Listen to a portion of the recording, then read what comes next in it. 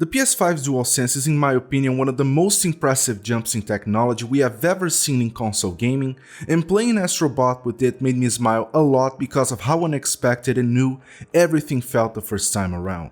It's clear to me that the DualSense will play a big role in adding immersion to those types of games, but as someone who plays mostly racing games, I was more interested in how the controller would be used in that genre back when Sony talked about the features of the controller.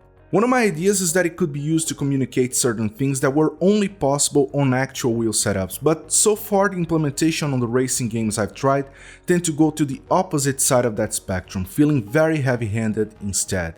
Dirt 5, for example, feels tiring after a while. The way they implemented the adaptive triggers and haptic feedback in that game makes you feel like you're constantly fighting against the controller, and it's hard to be consistent when the triggers are constantly snapping back at you.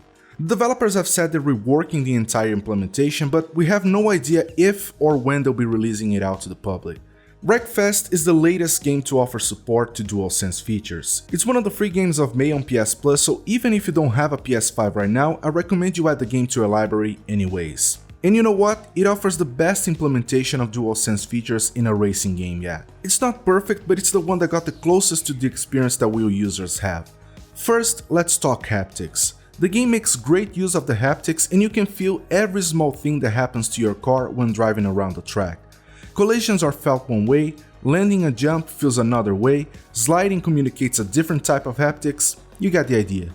Everything feels distinct in a way that Dirt 5 doesn't. Also, different surface types are felt different through the haptics, and while this isn't as useful as the other stuff, it's a nice touch. Now, when it comes to the implementation of the adaptive triggers, it's both good and bad. I figured they will have a gradual curve to help you figure out when your wheels lock up under acceleration and when you're good to go, but the implementation here doesn't offer any of that. In fact, the gas input feels exactly the same as it would on the DualShock 4. The only new thing that it offers is that you can feel the trigger kicking back at you just slightly whenever you shift gears. It's useful for when you're driving manual with clutch because you can clearly tell when the gear engaged instead of having to look at the speedometer. The bad aspect of this implementation lies on the brakes, and it suffers from the exact same problem as Dirt 5. The brake trigger locks up really quick. That in and of itself isn't a problem, but it can feel really weird when you miss your braking point and need to lock up your brakes to throw your car around. I think a gradual curve for the brakes like we have on wheel setups would be better here. The idea is to only lock the trigger when your brakes actually lock up, and give it a wider curve before that happens. Right now, it only takes about a 20% press of the trigger for it to completely lock up on you. You can press through the lock so that it snaps and it locks your brakes in game, but it doesn't feel natural at all.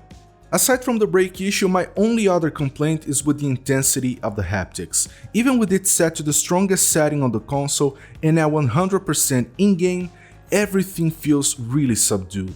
I'm not saying it should go to the extent that Dirt 5 does, but 100% in-game should translate to the strongest possible haptic feedback, but that's not the case.